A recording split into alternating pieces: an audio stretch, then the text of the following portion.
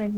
అట్లనే గురూజీ నేను ఒక వీడియో చూసాను గురూజీ. అట్లనే మీరు కూడా చేసేది కూడా చిన్న మస్తమ్మ వారి ఉపాసకులు, మీరు ఆమెను పూజిస్తారు కాబట్టి, ఇలా గరికపాటి గారు కూడా చిన్న మస్తమ్మ వారి గురించి చాలా గొప్పగా చెప్పడం నేను ఒక వీడియో చూసాను గురూజీ.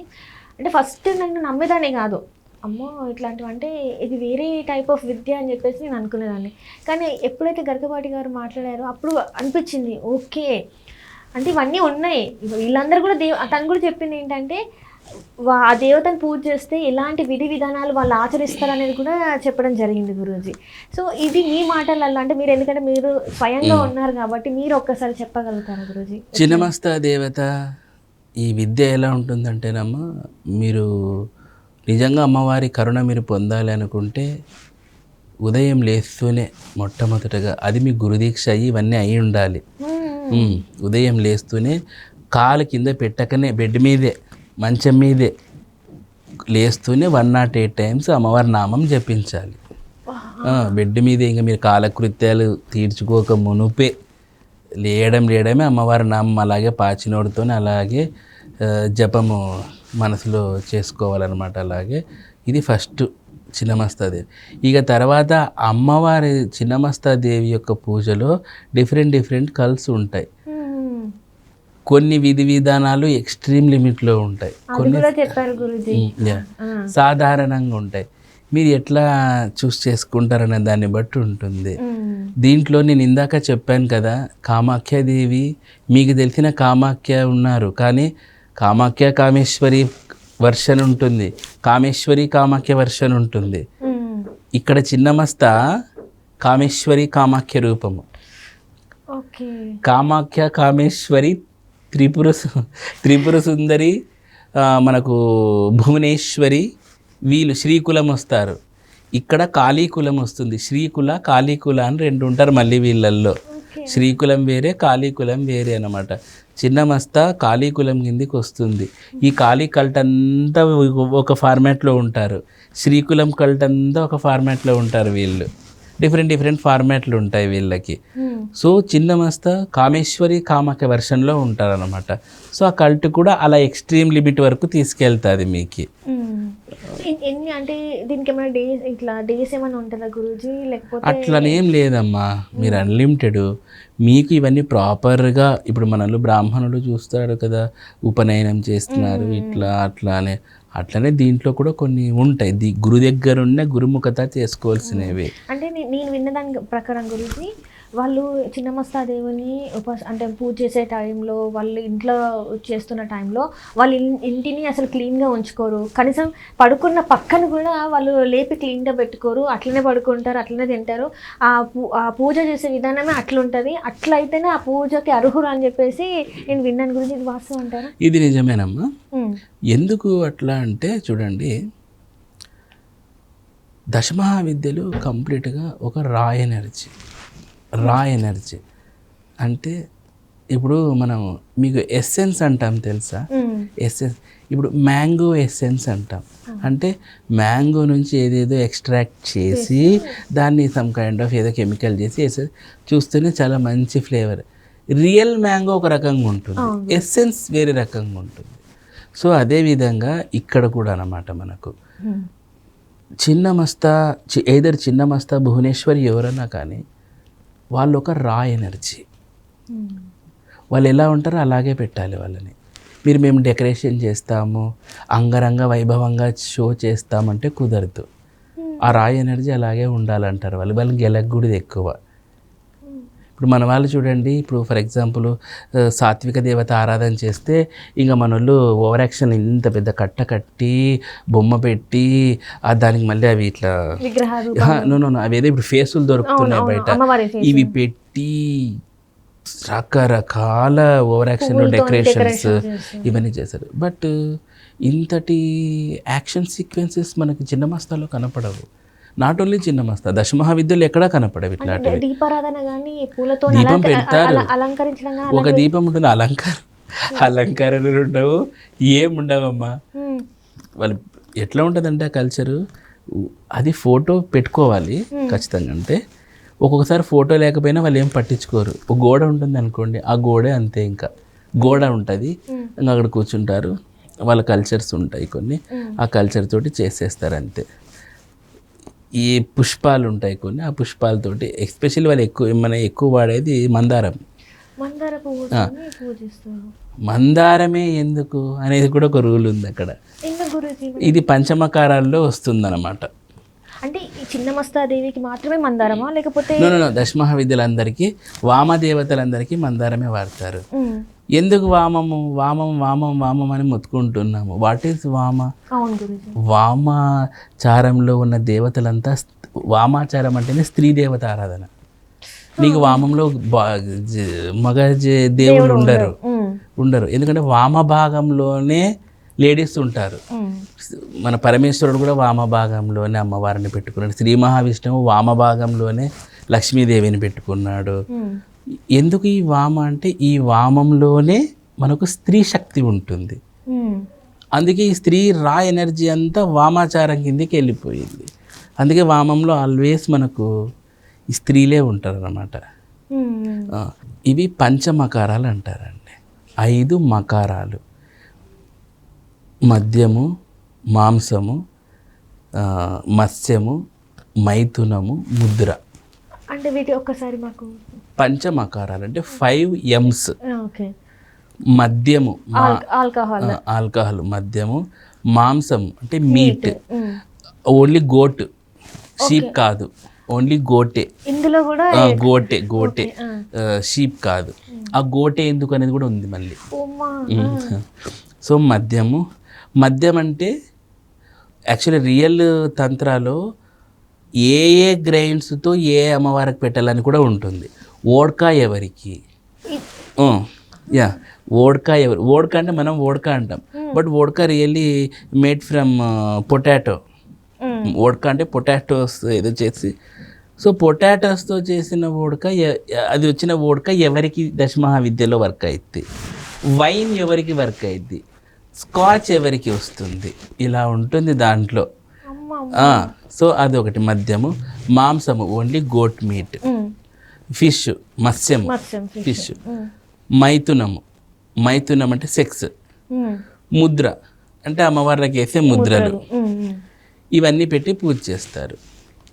రియల్గా తంత్రాలో ఎక్స్ట్రీమ్ లిమిట్లో చేయాలంటే మైథున క్రియ ఒకప్పుడు చేసేవాళ్ళు అక్కడ ఉండి. ఆ మైథున క్రియ కూడా చాలా రూల్స్ ఉంటాయి. మైథున క్రియలో పాల్గొనాలి ఒకప్పుడు, యూ నాట్ నా. మైథున క్రియలో పాల్గొనాలి అన్నప్పుడు, ఆ మైథున క్రియలో పాల్గొన్నప్పుడు అమ్మాయి అబ్బాయి యొక్క శ్వాస ప్రక్రియలో ఒకటే అవ్వాలి, heart beats rate. That is the condition. అవుతుంది. అవేలాగా చేసేవాళ్ళు, అట్లా చేసేవాళ్ళు. చేసి ఈవెన్ వైల్ ఎజాక్యులేటింగ్, రిలీజ్ అవ్వటప్పుడు స్పర్మ్స్, అప్పుడు కూడా మంత్రజపమే చేయాలి. దీంట్లో మళ్ళీ వజ్రోలి సాధన అని ఇంకొకటి ఉంటుంది. It's a very deep subject, like as ocean. అదేదో మనం గంటల్లో చర్చించుకునేది కాదమ్మా. So it's a very big issue. So ఇలా ఈ సెక్సువల్ యాక్ట్ అనేది రాను తగ్గిపోయింది. ఎప్పటి నుంచి తగ్గిపోయింది అంటే, ముఖ్యంగా మనకు కామాఖ్యకు వచ్చే టైం అంటే మనకు 1600, 1700 నుంచి అక్కడ కొంచెం ఇది అయిపోయింది అనమాట. ఎందుకంటే మనం అనుకుంటున్నాం అక్కడ కామాఖ్యాదేవి అని, బట్ రియల్ చెప్పాలంటే మనకు నీలాచల్ పర్వతాల యొక్క మనం ఆ హిస్టరీ తీసుకున్నాం అనుకోండి, మీకు అక్కడ కామాఖ్యాదేవిగా కాదు ఆమె. మొట్టమొదటగా ఆమె చాముండుగా కొలవబడింది, చిన్నమస్తిగా కొలవబడింది, మళ్ళీ చాముండుగా కొలవబడింది, మళ్ళీ చిన్నమస్తిగా కొలవబడింది, మళ్ళీ లలితగా కొలవబడింది, అంటే త్రిపుర సుందరిగా కొలవబడింది. ఇట్లా రకరకాల ఫార్మాట్లు వచ్చాయి. మనకి ఎప్పటి నుంచి తెలుసా అండి, దాదాపు మనకు 100 CE నుంచి 100 CE నుంచి ఇలా కొలుస్తూ ఉన్నారు. ఆమె ఫార్మాట్లు మార్చి మనకు అహోం డైనాసిటీ అని వచ్చింది 1600, 1700లోనో. మీరు హిస్టరీ తీసుకోవచ్చు.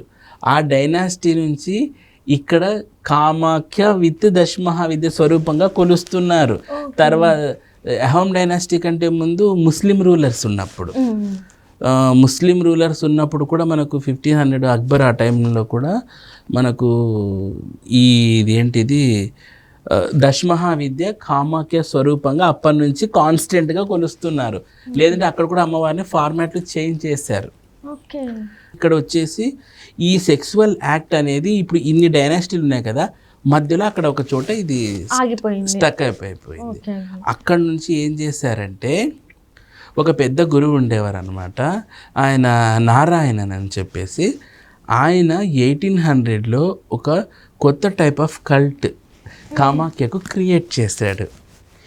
వీళ్ళు ఏదైతే సెక్సువల్ యాక్టివిటీస్ ఇవన్నీ ఇట్లాంటివి చేస్తున్నారో ఈ activities came from Narakasura time నుంచి తంత్రాలు. అప్పటి నుంచి 1800 నుంచి ఈయన నారాయణన్ అనే గురువు గారు వచ్చేసి మనకు నారాయణన్ అనుకుంటాను పేరు, ఆయన వచ్చేసి మనకు స్టాప్ చేసేసి కొత్త పూజా విధిని స్టార్ట్ చేశారు. మనం ఇక్కడ పూజా విధి అంటే వాళ్ళు పూజా విధి అంటారు, విధి వీలో బీ పెడతారు. సో ఆ పూజా విధి లేదా విధిని స్టార్ట్ చేశారు. ఇప్పుడు రైట్ నో కామాఖ్యలో ఫాలో అవుతున్నారు. ఆయన ఇంట్రడ్యూస్ చేసింది. ఇంతకుముందు అంటే వేరే రకంగా ఉండేది అక్కడ, ఇందాక మనం డిస్కస్ చేసినట్టు వేరే రకంగా ఉండేది అనమాట. సో ఇప్పుడు జరుగుతున్న పూజ విధి ఆయన ఇంట్రడ్యూస్ చేసింది. ఇక్కడ ఆయన ఏం చేశారంటే మందారం పూల కాన్సెప్ట్ వచ్చింది.